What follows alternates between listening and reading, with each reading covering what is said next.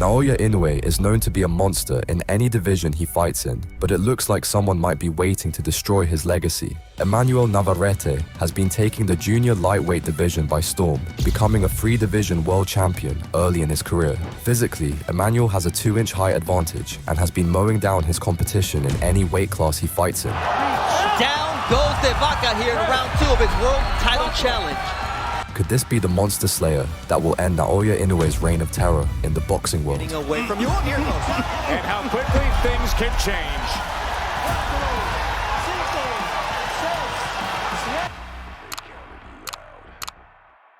On December 8th, 2018, at the Hulu Theatre at Macedon Square Garden, Emanuel Navarrete fought Isaac Dogbo for the first time. Going into the fight, Dogbo was an undefeated champion with -800 odds as the favorite, and Navarrete, making his US debut, was clearly the underdog. Navarrete was fighting for the WBO junior featherweight title, and a win here would establish his claim of being a promising new young star.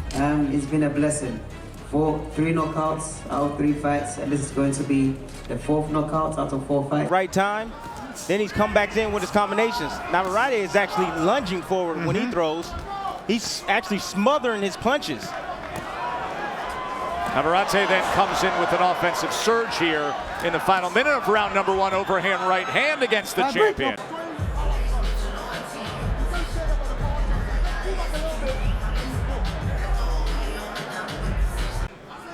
And he wants to be the first one to do it.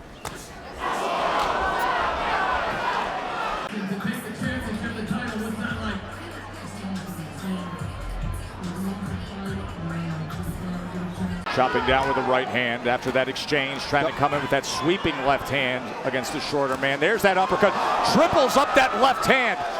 And Dogbe backed up here in round number 2. Dogbe is hurt from that body shot, or left hook to the body. That's why he's holding.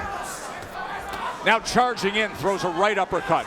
Sweeping left hand, another body shot comes in from the challenger. This is a big round from Emanuel Navarrete. Continued pace and work rate here. Final minute of round 2. Good right hand behind that jab. Dogbe looking like he's saying, why can't he stop this? He's trying to take the heart of Dogbe by going down to his body and take the legs and the steam out of his punches. The power punches the last round, dominating with 63 thrown, landing 17 was Navarrete.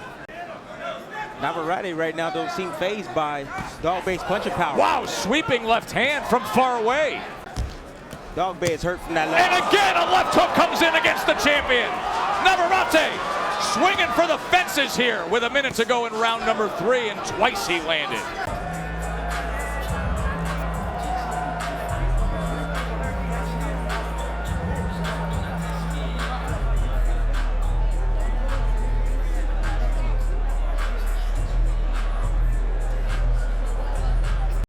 This is a real test for Paul Dogbe, the father and trainer. What will you do tactically? A little different tonight here. It was almost Tiafimo-esque. It was. If you missed it earlier, folks. You know, Paul told Isaac, jump on him. The kid is strong, so don't come straight forward. You got to bob and weave, move your head, but hit him when you move, and then start with your jab when you're on the inside. But Tess, but when you pull straight back like that, Oh, he's got him again. Sends him back again. You put yourself in a horrible situation, Tess, when you pull it straight back against a guy with long arms that's pressuring you. Threw that punch, and Dogbe hit the canvas. Their success with a short uppercut on the inside, trying to chase him down. Navarrete is going to be the champion real soon. He's getting hit flush with these combinations. And what you have with a guy who can throw 129. Watch the recent trend of this fight, and you could see that Navarrete, what he discussed with us yesterday, visualizing that dream of the words "Inoue." Says over the last few days, his diet, his dehydration, he just can't sleep. Yeah, he has to deal with movement. He has to deal with those long arms from Navarrete. Navarrete just caught him with a nice counter left. He's switching from right-handed to left-handed. He's doing a lot right now. And everybody that he wants to be the champ. Sending him off balance again. Joe, you touched on the swelling around both eyes. So accustomed at this point to seeing Dogbe as a cheerful, happy champion, but there's something dispirited about the look in his face right now. And we haven't arrived at that point yet, at this point in the fight, although Navarrete is in control. But it's not always applicable, some of the common sense of boxing, when you talk to Paul Dogbe. Bars with his dad, his uncles, his cousin. There's no precedent for how Dogbe learned the business. This is when that tough sparring against tough opposition. Trying to retain his belt here in his second title defense, Isaac Dogbe.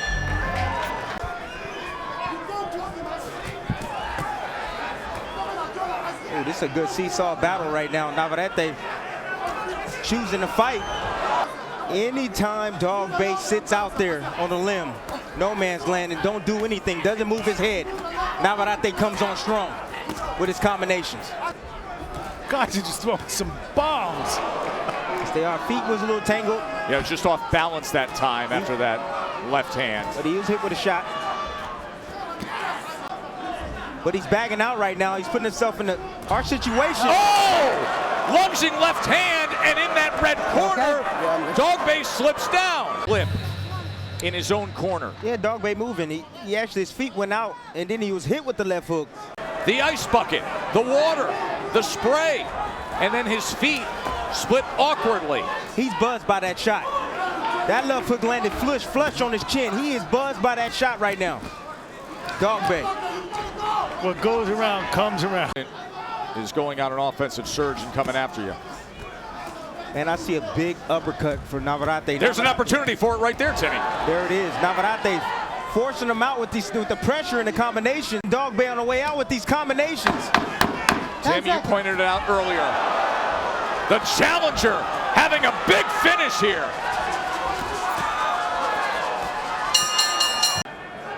Has had a sensational run to become the mandatory challenger. He's 25-1. He lost very early on in his career. And the champion right now, eyes half closed, taking a beating right now. Well, the swelling around the eyes is really significant as Navarrete continues on the attack. It's impossible to disagree with Paul Dogbe's analysis. You have to keep coming forward. When Dogbe moves backward, he's losing. It's that simple. He just ate another combination to the head. The champ is in serious trouble here.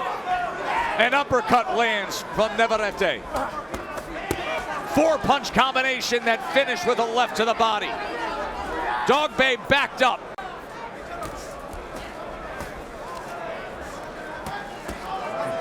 There's absolutely no defense from the champion Dogbe. He is hurt right now. And it happened late. There was that glimmer of hope from the champion in the middle rounds. But since then, look what the Mexican challenger continues to do. He is closing in on becoming a new world champion here in New York.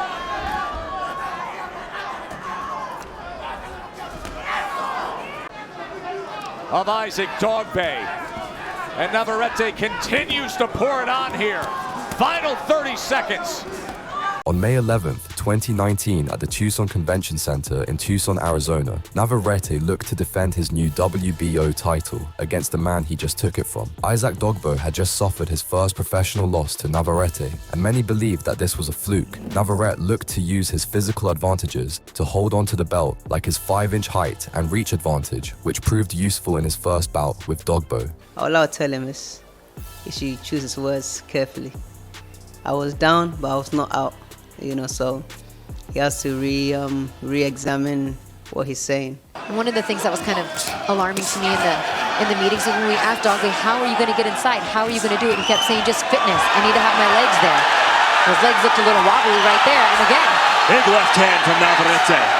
You got to use his legs. Oh, Dogbe caught with an uppercut. That hurt him. Navarrete looks cool, calm, and collected. Lands with a left hook. Now another left uppercut, left hook. Navarrete on the attack.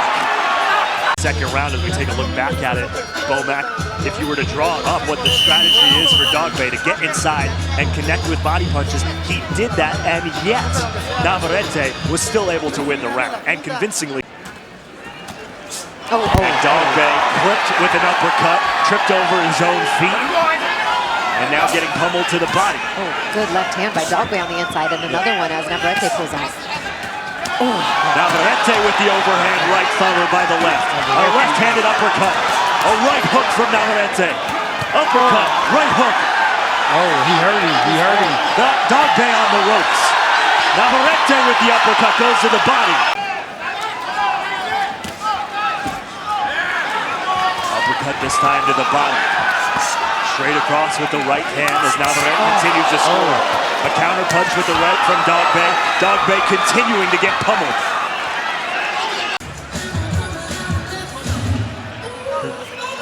That left uppercut by Navarrete. Dogbe going to the jab, now the body. Overhand right from Navarrete lands. Navarrete is getting a little reckless. And again, Dogbe is wobbly after getting hit with the left. Dogbe. He's broke. Another left to that nose that might be broke of Dogbe. Dogbe again falters into the ropes. A straight left hand to the nose. I like what Navarrete's doing. He's giving different angles. An absolute domination by Navarrete.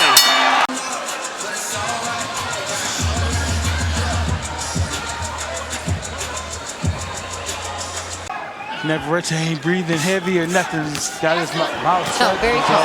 Two good hooks from Dogbe, a third with the right hand.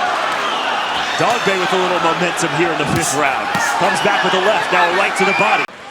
So Bomac, you heard Christina say that was Dogbe's best. He's giving Navarrete problems. That's why his dad wanted him to move his feet. A straight right from Navarrete, and that is a knockdown. The 3rd time that Dogbe has gone down, but the 1st time it has been ruled a knockdown. Where's left uppercut? He goes right back to the left hook, does Emanuel Navarrete. Oh, man. Another left hook. Dogbe trying to clinch, Navarrete won't let him. Dogbe in the corner, hit with another left hook. An overhand right, a left uppercut to the body. He looks like a seasoned champion. Huge right hand. Straight across the face from Navarrete to Dogbe. Navarrete, the bigger, more collected, and a huge left hand by Navarrete. Overhand right, left hook. Right hand that Navarrete too. Well, you know, we've talked about it already, Bomac, but the way I see it so far, and correct me if you guys disagree, I have all but 1 round in favor of Emanuel Navarrete. So if that's the case, we are going now into the 9th, 10th, 11th, and 12th, 4 rounds to go, meaning Dogbe cannot win it on the cards, meaning he needs a knockout. Dogbe definitely not as wobbly as he was there in the 3rd and 4th rounds. Comes from being in shape. I'm guessing he takes a little bit of that power. I spoke too soon. Dogbe stumbles into the ropes to finish round number 8.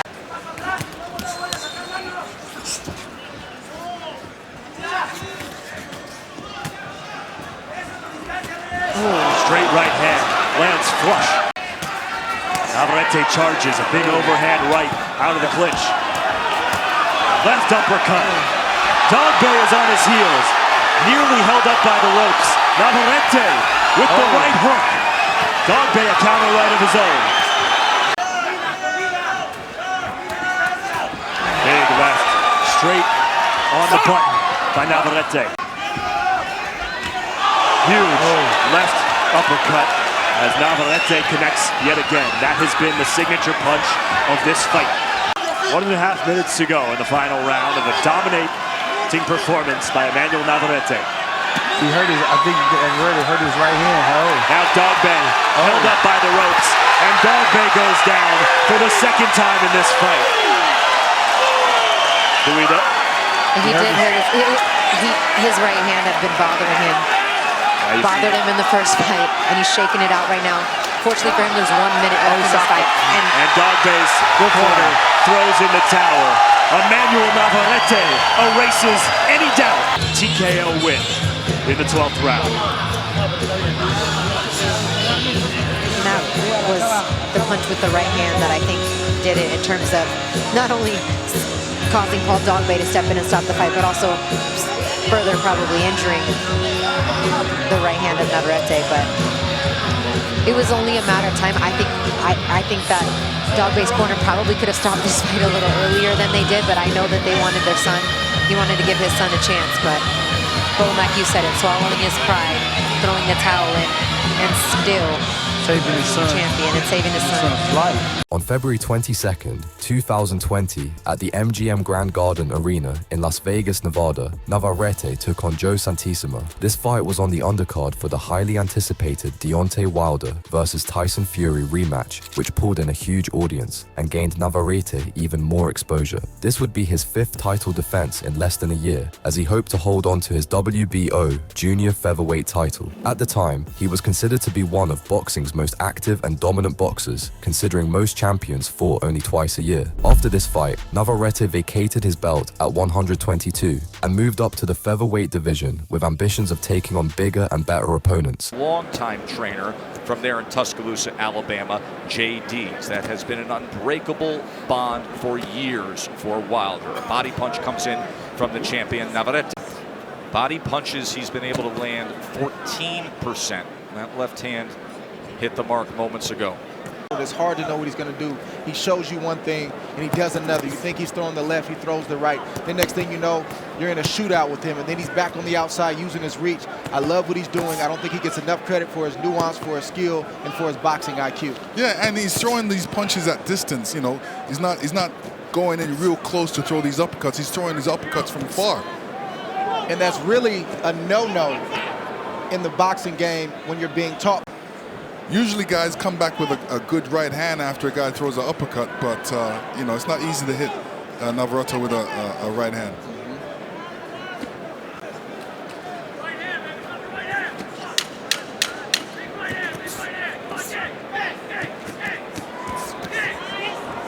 The combination here at the end of round number 3. Another left hand from Navarrete. Trying to target the right hand, and he does. It shows great promotion and social media. Lennox, you are connected with history every which way, because your fight against Evander Holyfield that had the record for live gate, the wrap on that right hand, Andy Lee, who was monitoring the wrapping of Wilder's right hand for Team Fury. Whoa. No objection, and look at Santissima as he comes forward here in round 4 against the world champion Navarrete. And here you see Navarrete coming in with his combinations. A little bit of off balance when he's throwing that hook. Gets caught with a great left hook by Santom. Hit him in the neck. Yeah, hit him in the neck. Here's Santissima coming up. Yeah, he gets him right in the neck and the side of the head. Clean so shot. by far, the challenger from the Philippines' best moment of the fight. But it's like I said, he's willing to exchange. He's willing to fight you. He's unafraid, but you have to be right in front of him. Need to respond. So it's like I said, now you're in a shootout all of a sudden. So you see Navarrete boxing and using his skill, and all of a sudden you're in a shootout. It's hard to get mentally settled when you're facing Navarrete. Then you see Navarrete, who does multiple things good. I'm going to take the guy who has more tricks up his sleeve and more tools in the toolbox. Santissima willing to dip and go to the body, but what does he do? He eats more return fire. Navarrete is showing these nuances in his skill because he stays busy, Joe. He's an active fighter, so you have no choice but to get better when you're active. Threw over 85 punches in this round alone, did the champion Navarrete. Inside reporter, and thrilled to have Kate Abdo and Mark Kriegel providing commentary. And our unofficial scorer ringside is Larry Hazard Sr., rate of Navarrete that has been controlling the action as he lunges ahead with a series of right hands. Turns southpaw for a moment. That is, he has thrown 375 punches. And now he's landed 120. Opened up that time, and filling the spot was a left hook from the Filipino Santissima, and it doesn't even stop Navarrete at all. He just keeps punching. Wide-ranging right hand, and now Navarrete is on the attack here in round number 5. He is backing up Santissima.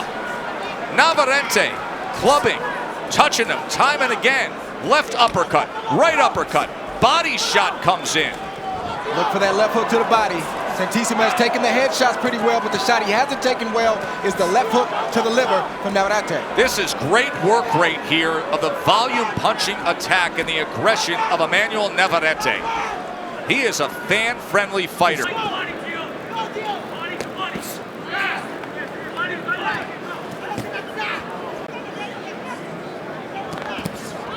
Comes to the inside. Santissima tried to time something, and now Santissima goes to the body, and there's a left hook upstairs from Navarrete. 122-pound championship with Emanuel Navarrete, who has been among the most active world champions in boxing. Overall, he's out-connected Santissima 164 to 42, including 124 power punches. The best work coming in round number 5 when he had 47 connects. Well, this slot on this card, Joe, was not even Navarrete's initially. It was Gilberto Ramirez. When we met with him the other day, he walks into the room. Lennox, I saw your eyes go up. He was chewing on ice cubes. That's all he was eating for about a day and a half, just chewing on ice cubes. Also a sharp dresser. Is he ever? Coming to the end of round number 7, and that affords us the opportunity to go up to Brian Kenny and the guys. Of course, you will see if he can deliver the ultimate bomb, and that is the eraser, the right hand. He has 41 knockouts, the most of any current champion. Pacquiao with 39. Canelo has 36. Here we are in round number 8. Larry Hazard Sr. has 59 to 55 in favor of Emanuel Navarrete. For title defense, he has been dominating the action so far, with the exception of round number 4, when we saw Santissima land that left hook, the neck and the side of the head of Navarrete. Not to take away from this fight, Joe, but the more that this arena starts to fill up, you start to feel the suspense and the anticipation of the main event. It's tangible. You feel it in the air. Navarrete needs to get back to hitting the body of Santissima. That's when he's had his best success, or at least visibly. He's hurt Santissima with headshots, but the left hooks to the body are that's what's jumped out at me the most, and I think he needs to get back there to try to get this stoppage win tonight. There's been rumors coming out of, I don't want to say out of Camp Fury, but just swirling about the cut and maybe not training properly. Santissima's, he's receiving these shots, he's blocking them, but he's not answering. He's not coming back with his own shots, which he should. You see him going southpaw, so the right hand is now his lead jab hand. As he turns southpaw, goes back to orthodox, of course, and gets a combination. He has been switching stances a bit here. Yeah, and now a combination on the inside, and you can see the tape is actually loose on Santissima. Some good work here in round number 10 by Navarrete. To the body. Headshots are good, but he needs to finish downstairs with that left hook to the body, just like that.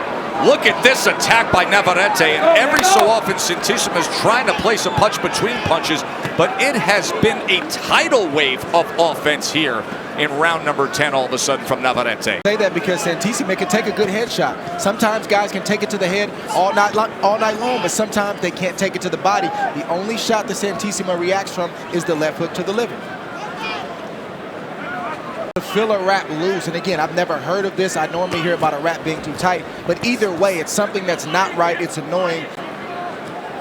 Santissima willing here in round number 11. And look at Navarrete now with his elbow up on the top rope before he comes out at the Filipino Challenger. Took a few seconds ago, hurt Santissima. Yeah, he's still squinting from it. And Navarrete sees Santissima affected. You can tell, and there's a headshot. Santissima, he is compromised here in round number 11.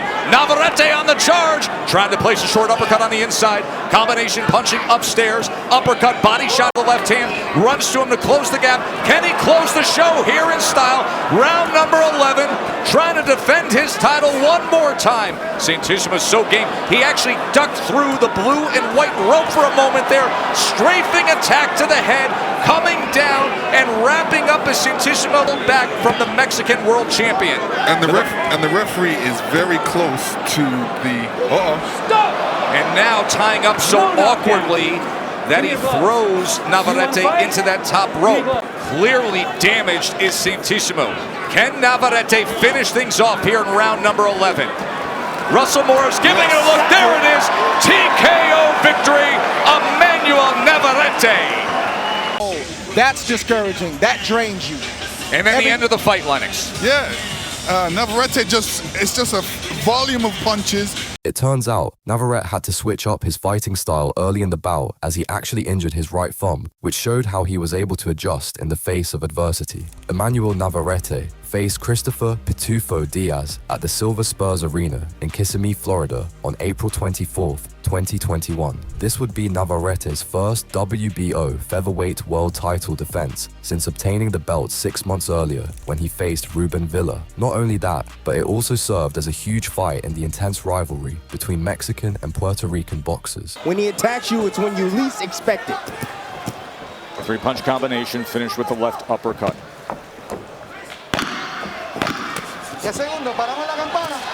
Opens up with a wide sweeping left hand to close out round number 1. Title on the line at 126 pounds. I think Diaz did exactly There it is. what you're supposed to do when you're facing an awkward fighter. You don't get awkward with them. You stay composed. You stay under your feet, meaning both of your feet. Over that jab of Navarrete. That's what you need to do. You need to time it. Navarrete, he shoots his punches from his hip sometimes, and you can catch him over the top if you counter him, if you time him perfectly. Diaz is seeing that a mile away, and he's either countering or getting out of harm's way. Pedro Navarrete told me that he wants Emanuel to start cutting off the exits and pick up his work rate to break down Christopher Diaz. Not as many exits when you're 18 by 18 inside the ropes. Of Diaz. He just did. That's what he's doing. Now he's picking up the pace. Good shot. That awkward, long lunging left hand from the champion. And now this is the volume, and this is the offensive attack we're used to seeing from Navarrete. Yeah, that's vintage Navarrete right there. And then he finds his opponent, Diaz, off balance, and he immediately lunges in and comes with the left uppercut again. Can change or mount his own attack. Maybe change the game plan a little bit. One of the things that you can do when you have a fighter like Navarrete that gets off and gets going, you got to tie him up, break his rhythm. That's what you do, looking for the fight. Right hand comes in from Navarrete. There are those opportunities to punch within these big punches that many have described as long and slow, but we know they've been effective. Left hand to the body from Diaz. Right. And when you think he's going to rest, he's punching. When you think he's out of position, he's actually in position. That's what's difficult to deal with. See a little bit of swelling under the eye, the right eye of Diaz. We'll monitor that. Big output in that round from Navarrete. So why not shoot a body shot when you're down there? Oh! There's that left lead uppercut, and the knockdown is scored. 6, 7. Never saw it. His signature punch, and he cashes in. Navarrete tries to get the right hand in. Diaz moves out to the side. And now he punches back with a sweeping left of his own. But you never know when it's coming. When you least expect it. And you just shake your head and say, how in the world did this guy make 122 pounds? How? We asked him if he had a nutritionist. He said, no, I don't like those. He said, I want to eat what I want to eat. He said, in fact, I eat food from my town. He's the one that brought it up to us. We didn't ask him about what his future holds. He said he started asking us about matchups at 130 pounds. Diaz looking to place that left hand between Navarrete's non-stop attack here in round 5. Good stuff here. Final minute of round 5. Taller, longer champion in the black trunks scored the knockdown in round 4 against the local favorite, Christopher Diaz. He has a 71-43 connect advantage, does Navarrete. Diaz right now is doing the right thing, trying to get into the body of Navarrete. He understands that when he hits him down to the body, he doesn't work. He doesn't work as much as he does from the outside. He needs to back Navarrete up, and he's going to have to walk through some punches to do it. But Navarrete's normally used to being the guy who's backing fighters up. So when you turn the tide, you see Navarrete looks just a little bit different on his back foot. It's great rotation right there from Navarrete to be able to still just shift his body to throw that uppercut right in the midst of fire.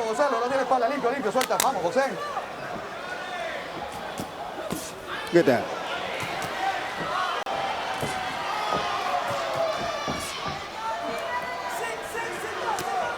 The only punch that Diaz has gotten a reaction from Navarrete about is body shots. I'm seeing the same thing, partner. Warning from Samuel Burgos. There's a left hand right on the belt line again. But the dangerous thing for Diaz, going down to the body, he has to be careful with those uppercuts. That uppercut. Sneaking underneath, because when you go to the body, you're exposed. Backing up. And did you see that left hand that he just threw? Good combination from Diaz. It looked like the body shots are starting to affect him right now. Navarrete tried to sell it. He did. He looked at the ref. Ref said, that was good. Let's go. But like I said, he's exposed for the uppercut, as you can see right now. No, that body shot was good right there. Very good exchanges to open up round 7. Oh, he just missed on that right hand over the top of the left of Navarrete. Navarrete has come out, throwing combinations. Now on the inside, Diaz, the shorter man, shorter arms, has to get to work when he's there. Both men opening up. This is taking on a really good tone, isn't it? Good pace here as they are just throwing. This is not the fight that Diaz wanted. There's always a wrinkle. There's always an opening for your opponent. Nobody's invincible. And Navarrete's weakness is going backwards and on the inside. Doesn't mean he won't punch, but he's vulnerable. Diaz has to fight this kind of fight. There's already a 10-8 round banked with the knockdown. Now the point deduction here. Diaz has to hit the gas pedal. You're in the corner of Diaz. You got to tell your fighter, plan A is out the window. Keep a tight defense, and you got to fight fire with fire. That's how Diaz can win this fight. Look at this stuff.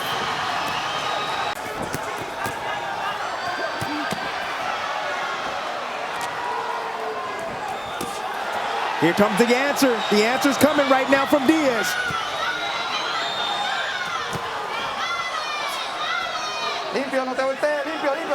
See a little bit of blood from the nose of Diaz. They've been trying to take care of some swelling that showed up earlier just above the right eye. Reaching with that right hand. Oh, there's that uppercut. Two-punch combination from Navarrete. Tried to wrap around the left hand under the right elbow as well. Diaz has to take those steps forward, and he does. Uppercut in the midst of it, and he goes down again. Beautiful combination from Navarrete. 6, 7, 8, también, quiere pelear. Ven para mí, ven para mí, ven para mí.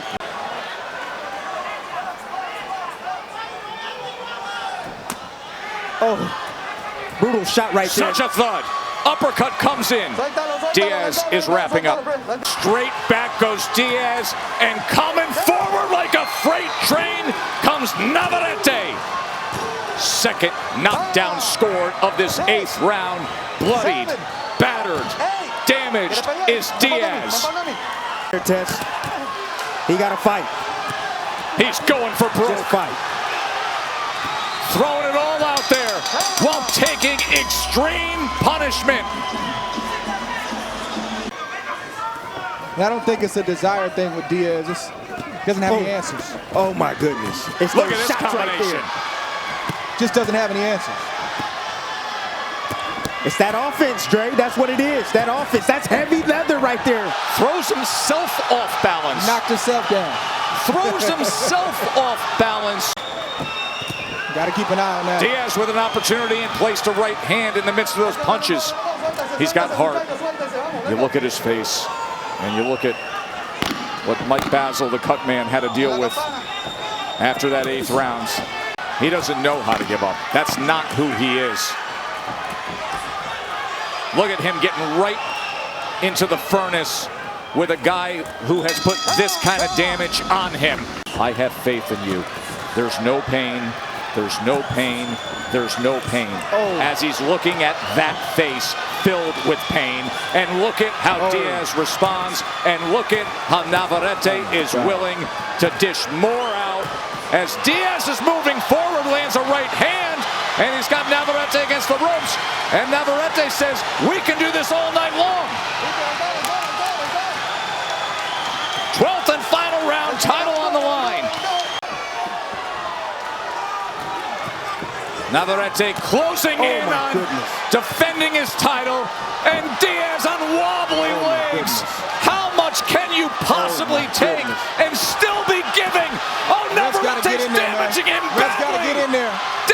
him so badly.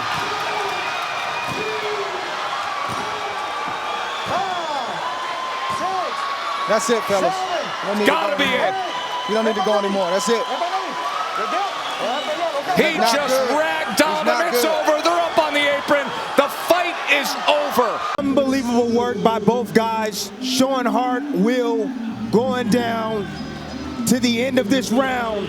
You see Diaz takes a big punch right there. He's trying to give it all he got. He's trying to stay on his feet. Navarrete is just too strong, coming from angles, different angles, from the southpaw stance, the right-handed stance, and then down goes Diaz. Diaz gave everything that he had.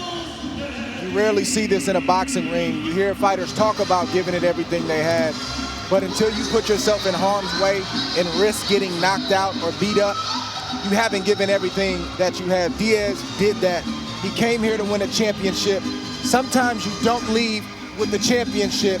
You don't leave with the victory, but you leave with your respect, and Diaz did that tonight.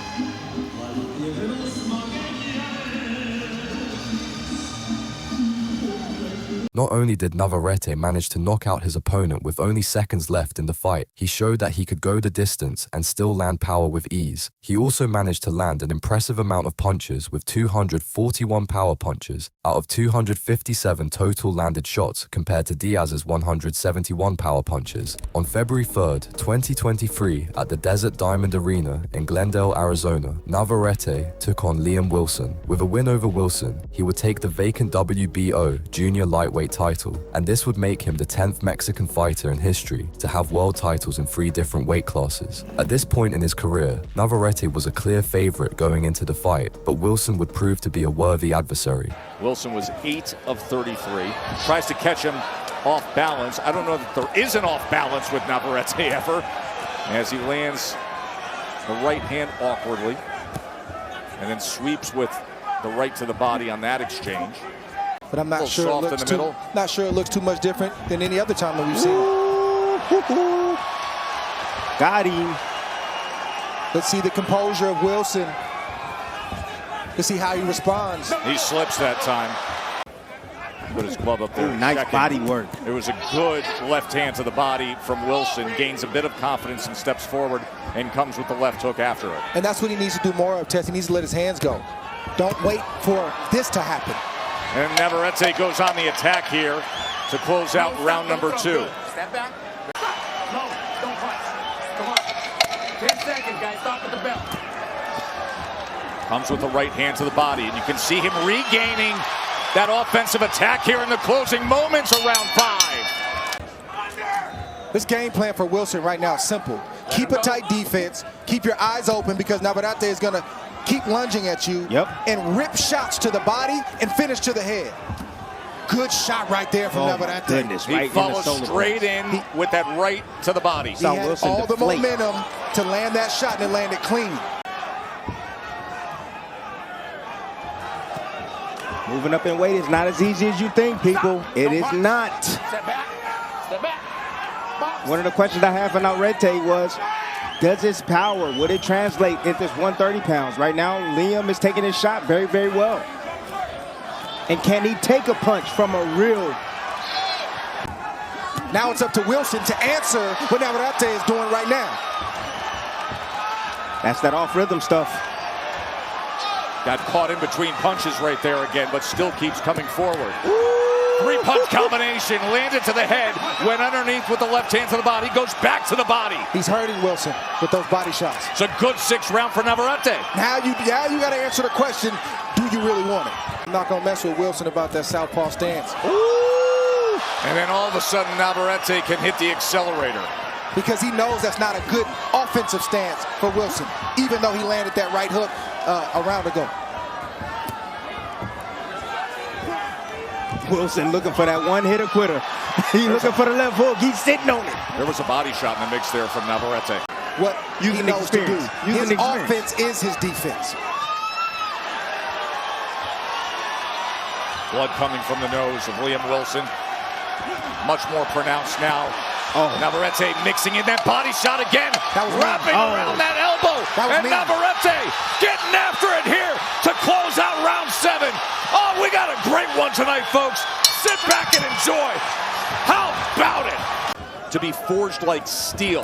And he's very well aware of the history of guys that came before him from Australia, like Jeff Fennick and Harding, and more recently world champions like Jeff Horn and George Kambosos. But this is a guy who has traveled around the world. Just like Navarrete. You see the left hook down there to the liver he went for. There's a body shot from Navarrete again. Wilson. This time he goes to the other side with the right hand. This veteran stuff right now from Emanuel Navarrete. Oh, hit right there on the cup. Stuff right now. Trying to chase him down. Navarrete comes straight in against Wilson. Wilson he's sitting, he's waiting, he eyeballing, he's looking for that window for that left hook. Woo. Big shot from Navarrete again. Vacant WBO Junior Lightweight Championship fight has been dynamic. Liam Wilson, upset-minded, scored the knockdown in round 4. Had Emanuel Navarrete, the 2-division champion, hurt again in round 6. But Navarrete rallied in the 5th, rallied in the 7th, and then does that here in the 9th.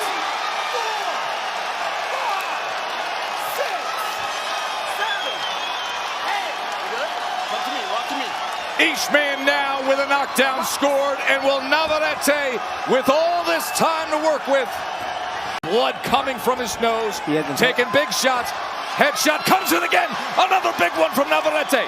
Navarrete with a left hand, sweeping right hand, drives down, big headshot. Wilson's in deep trouble here. They got to get in there. Big trouble. It could be ending at any moment.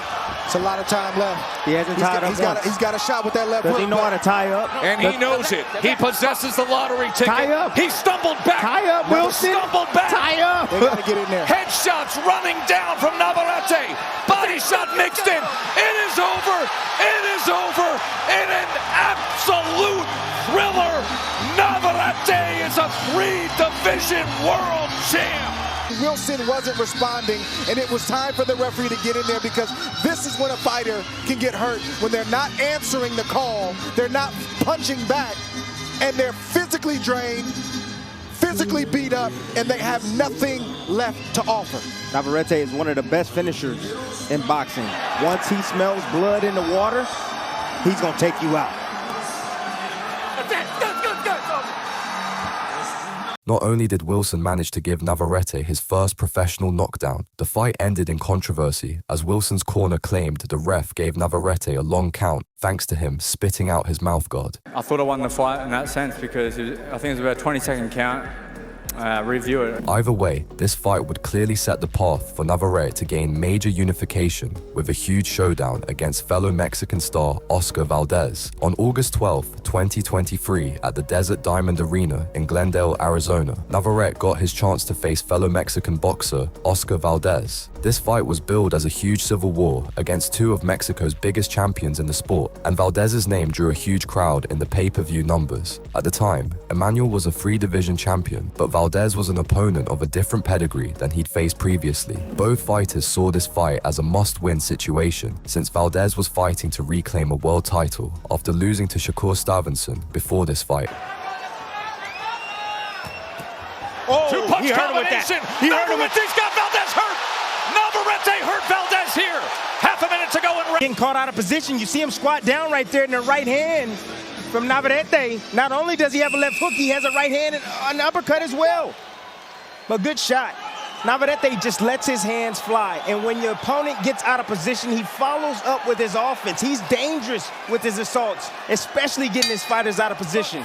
If you throw him, he's landing occasionally, but Valdez is being sneaky. Short right hand on the inside and then a short left uppercut. And now he lunges at Valdez. It's so awkward and so unpredictable because you don't expect them from this space. There's another driving overhand right hand. And now they tie up on the inside. Here's Navarrete on the inside. View, nice little short shot, but wow. Look how he changed angles right there and still had the ability to be able to land and see this shot on the inside. Short right hand, there he is, steps back, switches stances, and shoots from the southpaw stance. Double uppercut from Navarrete. One, throw the left hook for Valdez. There's the uppercut right-hand combination. Ooh. A frequent combination from Navarrete. There it is again, that time. Oh, nice shot right there. Nice setup. Double uppercut. Then if he doesn't pay attention, if he doesn't be disciplined with that right hand, that left hook is going to come real soon. Opening moments of this 10th round is a Navarrete round as the right eye is worsening for Valdez. Back and forth of drama. Valdez is looking, he's looking to just warm him up for that shot. He's looking, there it is. Right hand over the top. That right eye is significantly worse. There it is again. Navarrete willing to gets himself out of that corner. Minute to go here in round number 10. Valdez trying to come up and over with that left hook. Back out to range. 1-2 from Navarrete. Doubles up the left hand. That's his sole. Oh. There's the left hand coming from range. Off balance from Navarrete. His signature punch. Another left hand. Wide sweeping right hand. 4-punch combination from Navarrete. Awkward left hand sends Valdez back. And now on the attack. Headshots from Navarrete. In the end, Navarrete managed to come away with the win in a close decision, and he did so while dealing with an injured right hand. Valdez immediately turned his attention towards the rematch in 2024, but his eye was swollen shut from the punishment Emanuel gave him. Comment some of your favorite Emanuel Navarrete fights, and like and subscribe for more. Goodbye.